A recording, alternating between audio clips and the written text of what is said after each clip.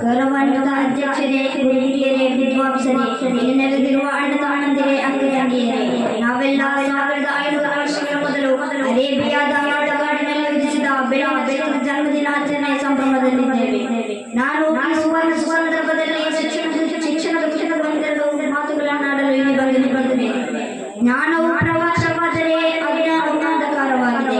ಎಲ್ಲಾ ದಾನಗಳಿಗಿಂತ ಮೇಲು ವಿದ್ಯಾದಾನವು ಮೇಲು ಎನ್ನುವುದು ಹಳೆಯ ನುಡಿಯಾಗಿದೆ. ನೀವು ಪ್ರಯಾಣದ ಸಂಕಷ್ಟಗಳನ್ನು ಅನುಭವಿಸಿ ಚೀನಾಗಿ ಹೋಗಿಯಾದರೂ ವಿದ್ಯಾಭ್ಯಾಸ ಪಡೆಯಬೇಕೆಂದು ಪ್ರವಾದಿ ಸಲ್ಲಲ್ಲಾಹು ಅಲೈಹಿ ವಸಲ್ಲಂ ಆದೇಶಿಸಿದ್ದಾರೆ. ಅವರ ಈ ನುಡಿಯು ಇಸ್ಲಾಂ ಶಿಕ್ಷಣಕ್ಕೆ ನೀಡಿದ ಮಹತ್ವವನ್ನು ಸಾರುತ್ತದೆ.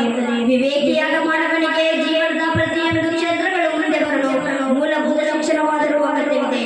ನಾನು ಹೇಳುತ್ತಿರುವುದು ಧಾರ್ಮಿಕ ಶಿಕ್ಷಣವನ್ನು ಬದಿಗಿಟ್ಟು ಕೇವಲ ಲೌಕಿಕ ವಿದ್ಯೆಯನ್ನು ಮಾತ್ರ ಕಲಿಯಬೇಕೆಂದಲ್ಲ.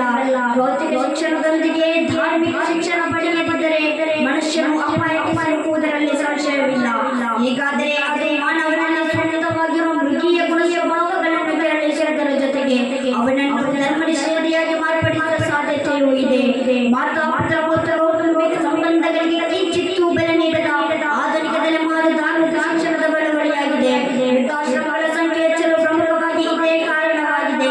ಧಾರ್ಮಿಕ ಶಿಕ್ಷಣವು ಇಸ್ಲಾಮಿನ ಜೀವನದಿ ಎನ್ನುವುದು ಧರ್ಮದ ಪಾಠವಾಗಿದೆ. ಇದು ಧರ್ಮವನ್ನು ತಿಳಿಯದವನ ಇಸ್ಲಾಂ ನೀಡಲಾಗಿದೆ ಎಂದು ಸಾರುತ್ತದೆ. ಅಜ್ಞಾನಿಯ ಆರಾಧನೆ ಜ್ಞಾನಿಯ ಆರಾಧನೆ ಕಡಿಮೆ ಇದ್ದರೂ ಶೈತಾನನು ಅವರಿಗೆ ಭಯಪಡುತ್ತಾನೆ. ಅಜ್ಞಾನಿಗೆ ಅಲ್ಲಾಹನ ನಿಕಟವರ್ತಿಯಾಗಲು ಸಾಧ್ಯವಿಲ್ಲ. ಪ್ರವಾದಿ ಸುಲೈಮಾನ್ ಅಲೈಹಿಸ್ಸಲಾಂ ಅವರು ಬಲ್ಕೀಸ್ ರಾಣಿ ಸಿಂಹಾಸನವನ್ನು ತರಲು ಹೇಳಿದಾಗ ಆಸಫ್ ಇಬ್ನ್ ಬಕ್ರಿಯ ರಲಿಯಲ್ಲಾಹು ಅನ್ಹು ಇಫ್ರೀತನನ್ನು ಹಿಂದಿಕ್ಕಿ ಕಣ್ಣು ರೆಪ್ಪೆ ಬಡಿಯುವಷ್ಟರಲ್ಲಿ ಸಿಂಹಾಸನವನ್ನು ತಂದಿದ್ದರು. ಅವರ ಈ ಸಾಮರ್ಥ್ಯಕ್ಕೆ ಅವರ ಅಂತರ್ಗತವಾಗಿದ್ದ ಜ್ಞಾನವೇ ಕಾರಣವಾಗಿತ್ತು. ಪ್ರವಾದಿ ಸಲ್ಲಲ್ಲಾಹು